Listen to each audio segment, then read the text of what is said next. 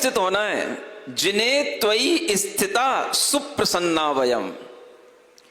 हे जिनेन्द्र भगवान, आप में मेरा मन स्थित जब हो जाता है तो बड़ा प्रसन्न हो जाता है, और मेरी यही प्रसन्नता एक ना एक दिन आपके इन गुणों को मेरी आत्मा में उत्पन्न कर देगी, ये मुझे विश्वास है। ऐसे भगवान के गुणों में स्तुति करते हुए, अनुराग करते हुए, उन गुणों में स्थित होकर के प्रसन्नता का अनुभव करना, यह स्तुति का प्रयोजन होता है। आप लोग 5 दिन से क्या कर रहे हो? क्या कर रहे हो? हुअल्ला कर रहे हो या कुछ सार्थक कर रहे हो, कुछ कार्य कर रहे हो? है? आप अपना काम कर ही रहे थे और हम प्रतिदिन आपको भगवान की स्तुति से जोड़ ही रहे थे, और आपने अपना काम आज पूर्ण कर लिया, हमने भी भगवान नेमिनाथ की स्तुति आज पूर्ण कर ली।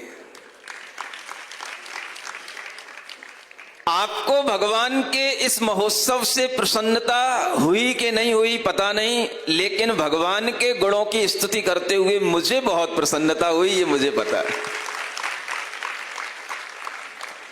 अब इस प्रसन्नता को बनाए रखना बस हमारा काम है। भगवान के गुणों में स्थित रह करके प्रसन्न रहना। और कहां पर स्थित होकर के प्रसन्न हो गए भाई? जो लोगों के पास में कोई गुण नहीं है, उन लोगों में, उनके ऊपर अगर आप मोह करके उनमें स्थित होकर के प्रसन्न रहने की कोशिश करोगे तो वो प्रसन्नता बहुत दिनों तक कायम नहीं रह सकती। इसलिए अपने मन को भी टिकाने का एक शाश्वत ठिकाना ढूंढ लेना चाहिए। जो मन हमेशा शाश्वत चीज में टिक जाता है, वह मन हमेशा एक जैसे भाव में बना रह सकता है, और वह मन हमेशा प्रसन्न रह सकता है।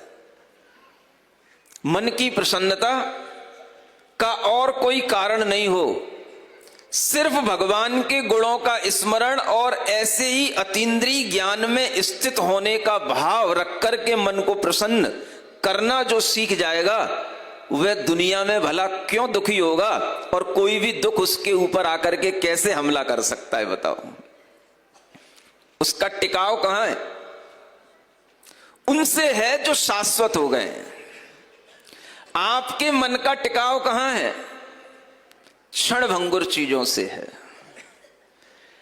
कोई भी संबंध है आपके, वे भी शाश्वत नहीं है, और जो कुछ भी आपको वातावरण दिखते हैं ये भी शाश्वत नहीं है। यहां जो प्रक्रिया दिख रही हैं ये भी शाश्वत नहीं है। उससे होने वाला जो फल है वो केवल शाश्वत है। बताओ, आपने यह 5 दिनों में जो कार्य किया, कल यहां पर क्या दिखाई देगा? तुम लिखोगे? मिलोगे कल? हम दिखेंगे? कुछ दिखेगा यहां? जो क्रियाएं की हैं वो क्रियाएं भी चली जाएंगी, जो आपके लिए यह वातावरण बना हुआ है ये भी छूट जाएगा, लेकिन उन क्रियाओं के फल से जो जिन बिंब में प्रतिष्ठा हो गई है वो प्रतिष्ठा शाश्वत है। जो भगवान ने अपने अंतरंग में अनंत ज्ञानादि गुण प्राप्त कर लिए हैं, ये गुण शाश्वत हैं, और इनमें अगर हम स्थित हो जाते हैं, इन्हीं में अपने मन को बार बार स्थित करते हैं। आखिर मन को कहीं ना कहीं टिकाना तो पड़ता है। महाराज मन लगता नहीं है, तुम कहीं लगाते ही नहीं हो तो लगता कहां है? और जिन चीजों में लगाते हो वो चीजें क्षणभंगुर होती हैं। तुम्हारा मन मोबाइलों की रील में टिकता है, और रील कभी स्थायी होती नहीं।